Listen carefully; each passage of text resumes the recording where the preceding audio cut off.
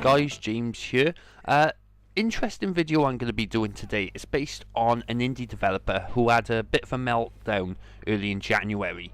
Now you think with these indie developers that are starting out, they'll look at, say, some videos based on, I don't know, I think the company's called Homicide, as to, you know, what to do, what not to do with regards to PR, how to react if you get any criticism to your video games, and how not to be a complete and total ass.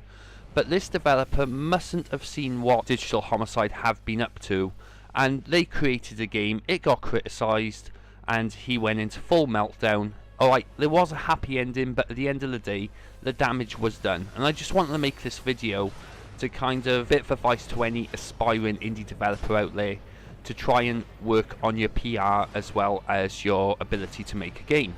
So without further ado, the game we're talking about is called Art of Stealth, and this was released, I believe, on January the 14th or the 12th, don't quote me on that, and it was reviewed, well, when I say reviewed, it had a first impressions by the YouTuber known as Jim Sterling.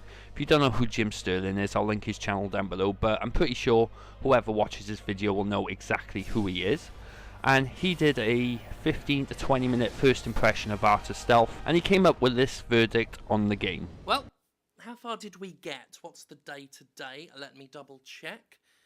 It is, at the time of speaking, 8:08 AM, Saturday, January 14th, and we have our first piece of shit asset flip contender for worst game of the year on Steam.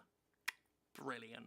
So as you can see, Jim Sterling clearly didn't like the game. Now, when someone criticises your game, as you know, you just have a look at see what they didn't like and see if you can improve the game based on what not just that critic says, but what pretty much everyone else says. Because if everyone else says around the same thing, then you know what to work on. And that's pretty much what you do. You basically act like a professional and then you get on with it. But no, this developer decided to do a Digital Homicide basically, and I'm going to show you pretty much what happened over the course of a few days. So what you're looking at now is an email that was sent to Jim Sterling. Now the creator of Art of Stealth actually tried to get the video taken down, and I'm guessing YouTube basically ignored him, you know, citing fair use and whatnot.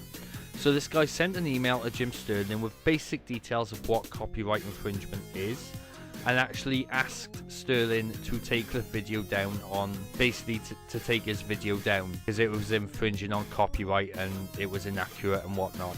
And it was uploaded without the developer's permission. But like I said, it was fair use, that's pretty much what he did.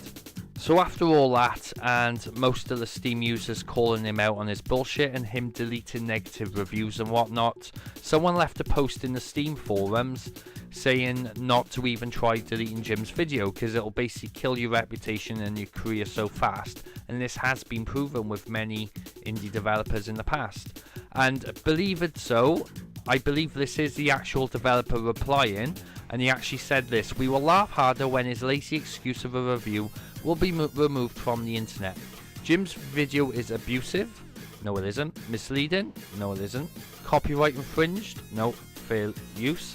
Illegal and uncalled for. The so far successful blogger has effectively killed his own career with his reckless behaviour.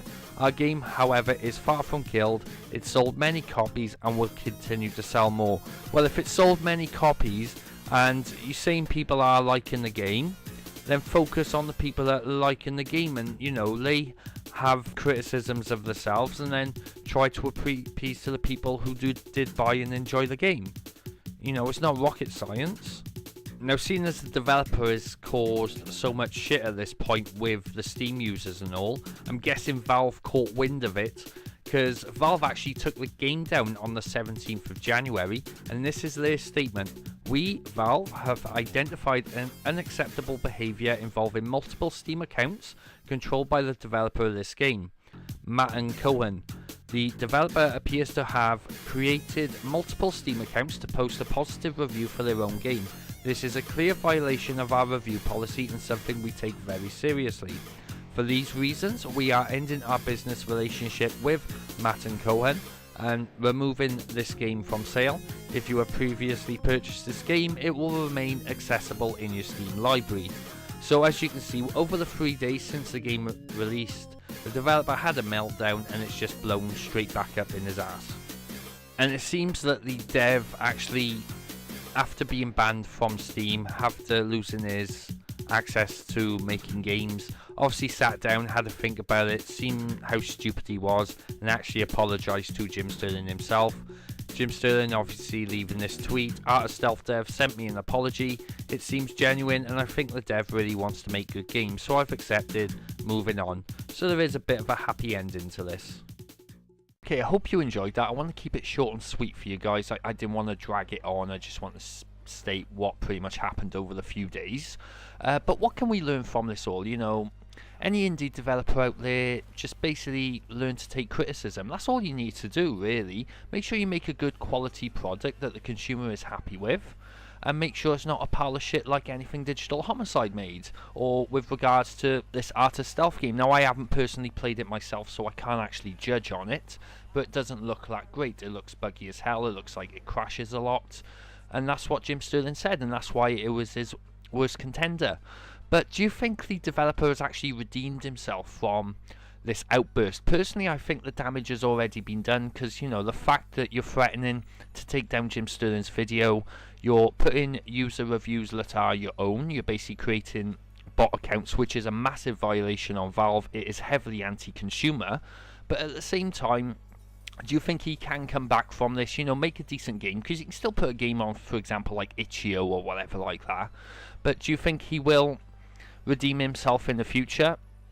Personally, I don't think he'll be allowed back on Steam, because, like I said, the damage has already been done, and that shady behaviour of leaving those reviews and that meltdown, insulting the people who bought and basically criticised your game, is kind of pathetic. So hopefully any indie developer out there can see this and basically hopefully we'll learn a lesson from it. And the easiest way of saying it, don't do a Digital Homicide.